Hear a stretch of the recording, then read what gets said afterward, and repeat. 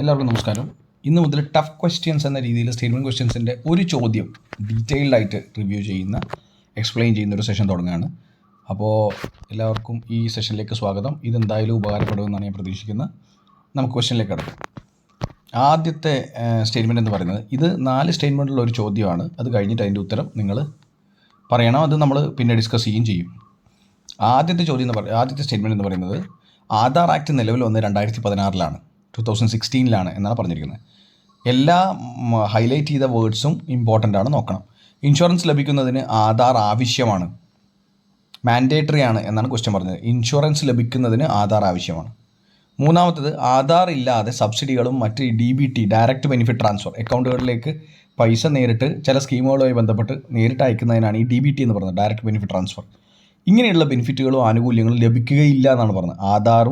ആധാർ ഇല്ലാത്ത ആൾക്കാർക്ക് ഈ പറഞ്ഞ സബ്സിഡിയും ഡയറക്റ്റ് ബെനിഫിറ്റ് ട്രാൻസ്ഫറും അക്കൗണ്ടുകളിൽ വഴി ലഭിക്കുകയില്ല. അപ്പോൾ അത് മാൻഡേറ്ററി ആണെന്നാണ് അർത്ഥം. അങ്ങനെയാണോ?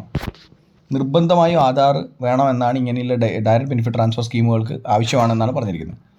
4 കേന്ദ്രത്തിന് പ്രൈവറ്റ് സ്ഥാപനങ്ങളുമായി ആധാർ ഡാറ്റ ഷെയറിങ്ങുമായി ബന്ധപ്പെട്ട കരാറിൽ ഏർപ്പെടാൻ സാധിക്കുകയില്ല എന്നാണ് പറഞ്ഞിരിക്കുന്നത്. ബേസിക്കലി ഈ ചോദ്യം എന്ന് പറയുന്നത് 2020 വന്ന സുപ്രീം കോടതിയുടെ ആധാർ നിയമവുമായി ബന്ധപ്പെട്ട വിധിയുടെ വസ്തുതകളിൽ നിന്നാണ് ഈ ചോദ്യം വന്നിരിക്കുന്നത്. അത് സിവിൽ സർവീസസിനും ചോദിച്ച ചോദ്യമാണ്.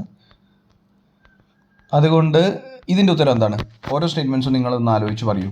അപ്പോൾ ഓപ്ഷൻസിൽ ആൻസറിൽ പറഞ്ഞിരിക്കുന്നത് 1, 2 എല്ലാം ശരിയാണ്. 1, 3 and 4, 1, 2 and 3 ഇതാണ് ഉത്തരം പറഞ്ഞിരിക്കുന്നത്. അപ്പോൾ ഒന്നുകൂടെ സ്റ്റേറ്റ്മെൻറ്റ് ചോദിക്കുക. ആധാർ ആക്ട് നിലവിൽ വന്ന് 2016 ഇൻഷുറൻസ് ലഭിക്കുന്നതിന് ആധാർ ആവശ്യമാണ് എന്നാണ് പറയുന്നത്.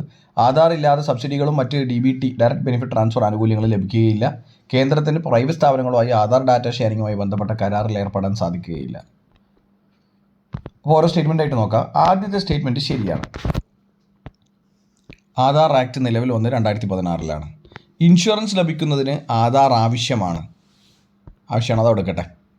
2 ആധാർ ഇല്ലാതെ സബ്സിഡികളും മറ്റ് ഡയറക്റ്റ് ബെനിഫിറ്റ് ട്രാൻസ്ഫറും ആനുകൂല്യങ്ങളൊന്നും ലഭിക്കുകയില്ല എന്ന് പറയുന്നത് ശരിയാണോ?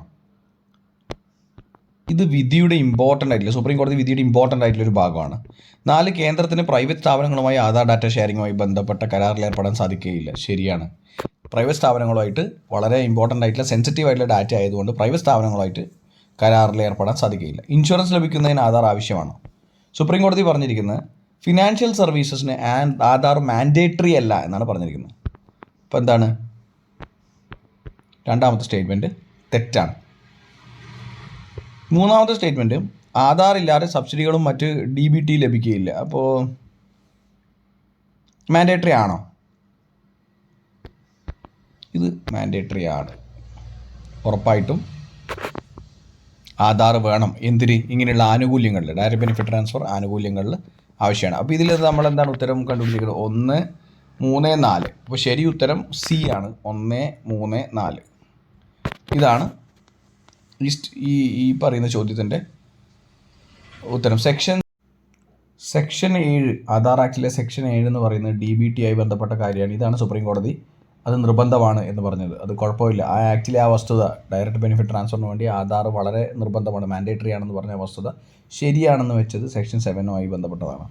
മെറ്റാ ഡാറ്റ എന്ന് പറഞ്ഞ ആധാറിൻ്റെ ഡാറ്റ 6 മാസം വരെയാണ് സ്റ്റോർ ചെയ്യേണ്ടതെന്ന് പറയുന്നു. ഫിനാൻഷ്യൽ സർവീസസും ഇൻഷുറൻസിനും ആധാർ മാൻഡേറ്ററി അല്ല, അതായത് നിർബന്ധം പിടിക്കാൻ കഴിയില്ല എന്നാണ് ആ വിധി പറയുന്നത്. നേരത്തെ പറഞ്ഞാണ് 2020 വന്ന വിധിയായി ബന്ധപ്പെട്ട ആധാർ ആക്ട് കോൺസ്റ്റിറ്റ്യൂഷണൽ ആണോ എന്ന് പറഞ്ഞിട്ടൊരു എന്താ പറയുക കേസ് ഉണ്ടായിരുന്നു. അപ്പോൾ അതുമായി ബന്ധപ്പെട്ട കാര്യമാണ്. അപ്പോൾ ഇങ്ങനെയാണ് സ്റ്റേറ്റ്മെൻറ്റ് ചോദ്യങ്ങൾ വരിക. ഇത് കുറേ കൂടെ ടഫർ സൈഡിലുള്ള ചോദ്യങ്ങളാണ് ഈ സെഷനിൽ ഉൾപ്പെടുത്തിയിരിക്കുന്നത്. അപ്പോൾ എല്ലാവർക്കും bye, take care, see U.